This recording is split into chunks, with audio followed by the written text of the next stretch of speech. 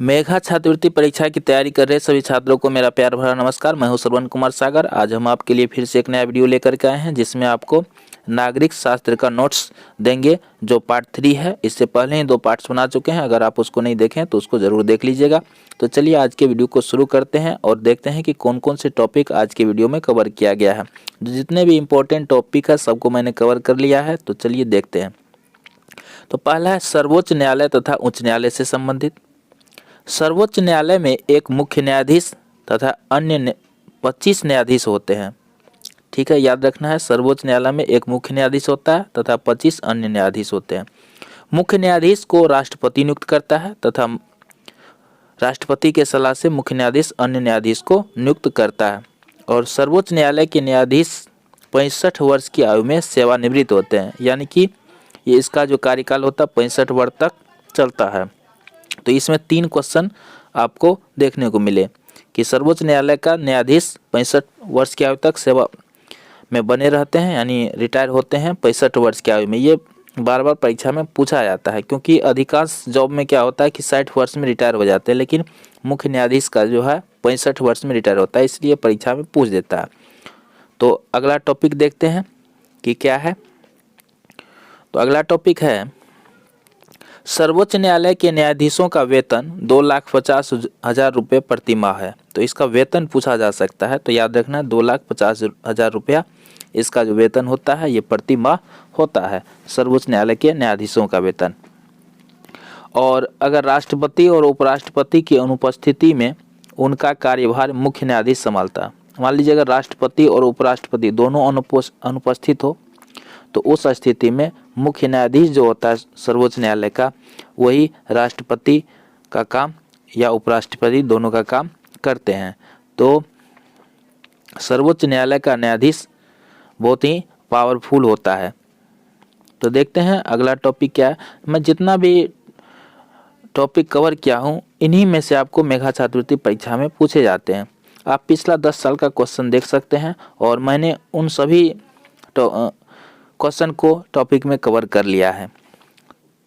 तो अगला है पटना उच्च न्यायालय की स्थापना 1916 ईस्वी में हुआ था। तो यहाँ पे पूछा जा सकता है कि पटना उच्च न्यायालय की स्थापना कब हुई थी। तो याद रखना है 1916 ईस्वी में हुआ था। इसके बाद है उच्च न्यायालय राज्य का सबसे बड़ा न्यायालय होता है। अगर बात करें राज्य में जो सबसे बड़ा न्यायालय का केंद्र होता है वो होता है उच्च न्यायालय, जिसको हाई कोर्ट बोलते हैं। और देश के लिए जो होता है उसको सुप्रीम कोर्ट बोलते हैं, जिसका मैंने बताया सर्वोच्च न्यायालय। सर्वोच्च न्यायालय यानी सुप्रीम कोर्ट और उच्च न्यायालय का मतलब है हाई कोर्ट। तो राज्य के लिए सबसे बड़ा न्यायालय क्या होगा? उच्च न्यायालय। और देश के लिए सबसे बड़ा क्या है? सुप्रीम कोर्ट है। तो दोनों इसमें टॉपिक कवर हो गया। तो देखते हैं अगला क्या है। अभी तक आपने अगर वीडियो को लाइक नहीं किया है तो लाइक कर लीजिए और चैनल पे नए हैं तो एक छोटा सा रिक्वेस्ट है, चैनल को सब्सक्राइब कर लीजिए। तो अगला टॉपिक है राज्यपाल से संबंधित। राज्यपाल की नियुक्ति राष्ट्रपति करता है। प्रश्न में बार बार ये पूछा जाता है कि राज्यपाल की नियुक्ति कौन करता है। तो यहाँ पे मैं बता दूं कि राज्यपाल की नियुक्ति राष्ट्रपति करता है। और राज्यपाल राज्य की कार्यपालिका का संवैधानिक प्रधान होता है। अगर राज्य में जो कार्यपालिका होता है, जितने भी काम होता है, उसका संवैधानिक प्रधान जो होता है वो राज्यपाल होता है, लेकिन वास्तविक प्रधान जो होता है वो मुख्यमंत्री होता है। तो प्रश्न में ये पूछा जाता है क्योंकि आपको लगता है कि सारा काम तो मुख्यमंत्री करता है, तो वास्तविक ये उसमें हम संवैधानिक प्रधान में या वैधानिक प्रधान में मुख्यमंत्री डाल देते हैं, लेकिन ये गलत हो जाएगा। तो यहाँ पे याद रखना है संविधान के दृष्टिकोण से वैधानिक प्रधान जो होता है वो राज्यपाल को माना जाता है, न कि मुख्यमंत्री को। हाँ, सारी शक्ति वस्तुतः मुख्यमंत्री के हाथ में ही होता है, लेकिन संवैधानिक तौर पर राज्यपाल उसका प्रधान माना जाता है। राज्यपाल का कार्यकाल 5 वर्षों का होता है, लेकिन अगर राष्ट्रपति अगर चाहे तो उसके कार्यकाल को बढ़ा सकता है, लेकिन सामान्यतः 5 वर्षों का होता है। तो परीक्षा में अगर पूछा जाएगा कि राज्यपाल का कार्यकाल कितना होता है तो यहाँ पे आपको 5 वर्ष लिखना है। और राज्यपाल बनने की न्यूनतम आयु 35 वर्ष है, यानी कि अगर राज्यपाल किसी को बनना है तो उसकी उम्र कम से कम 35 वर्ष होना चाहिए, ऐसा संविधान में दिया गया है।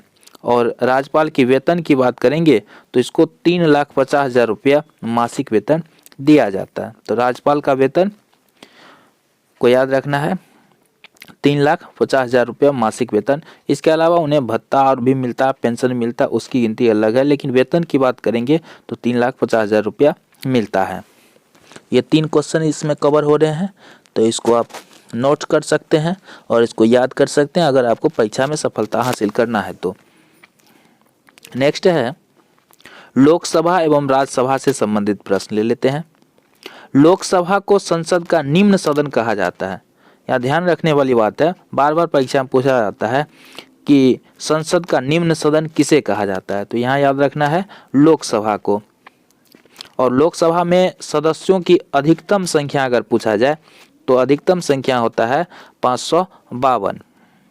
वही अगर लोकसभा का अगर सदस्य बनने की न्यूनतम आयु की बात करेंगे तो वह है 25 वर्ष, यानी जो जिसकी आयु 25 वर्ष हो चुका है वही लोकसभा का सदस्य बन सकता है। तो यहाँ पे ये 3 क्वेश्चन कवर हो रहे हैं, तो इसको आप नोट कर सकते हैं, याद रख सकते हैं। पूरा वीडियो देखिएगा क्योंकि बहुत सारे इम्पोर्टेंट टॉपिक आने अभी बाकी है। तो चलते हैं अगले टॉपिक की ओर। नेक्स्ट वीडियो में आपको नागरिक शास्त्र के बाद अन्य सब्जेक्ट के लिए आप कमेंट करते हैं वो सभी नोट्स मिल जाएगा। तो अब देखते हैं अगला। लोकसभा का सामान्य कार्यकाल 5 वर्ष का होता है। लोकसभा का नेतृत्व प्रधानमंत्री करता है। वर्तमान में लोकसभा के सदस्यों की संख्या 545 है। अगर वर्तमान में लोकसभा की सदस्यों की संख्या पूछेगा तो 545 लिखना है, लेकिन अगर अधिकतम संख्या पूछ देगा तो 552 हो जाएगा। तो यहाँ पे ये चीज ध्यान में रखना है। सामान्य कार्यकाल यहाँ 5 वर्ष का होता है, लेकिन अगर बहुमत नहीं हो तो उस स्थिति में बीच में भी कार्यकाल जो है इसका समाप्त हो सकता है, लेकिन सामान्य कार्यकाल पूछेगा तो 5 वर्ष लिखना है। और इसका जो नेतृत्व करता होता है वो प्रधानमंत्री के हाथ में होता है। चलिए अगला टॉपिक को कवर करते हैं, तो देखते हैं कि आगे क्या है। चलिए अगला टॉपिक है राज्यसभा को संसद का उच्च सदन कहते हैं। पिछले टॉपिक में बताए थे कि लोकसभा को निम्न सदन कहते हैं और यहाँ पर है राज्यसभा को उच्च सदन कहते हैं। यह क्वेश्चन बार बार पूछा जाता है, इन्हें आप ध्यान रखना है कि राज्यसभा को संसद का उच्च सदन कहते हैं। राज्यसभा कभी भंग नहीं होती है। यह प्रश्न इस तरह से पूछ सकता है कि राज्यसभा को कौन भंग कर सकता है, तो यहाँ तो भंग होता ही नहीं है कभी राज्यसभा, तो इसलिए इसमें लिखेंगे कोई नहीं। राज्यसभा का सभापति जो होता है वो उपराष्ट्रपति होता है, यानी राज्यसभा का संचालन उपराष्ट्रपति के हाथ में होता है, यही उसके सभापति होते हैं। और यहाँ पर एक चीज़ और आपको याद रखनी है कि राज्यसभा के सदस्य का जो कार्यकाल होता है वो 6 वर्ष का होता है। लोकसभा के सदस्य का कार्यकाल 5 वर्ष का होता है, राज्यसभा के सदस्य का कार्यकाल 6 वर्ष का होता है। तो यहाँ पे ये चीज़ ध्यान में रखना है। तो अगला देखते हैं।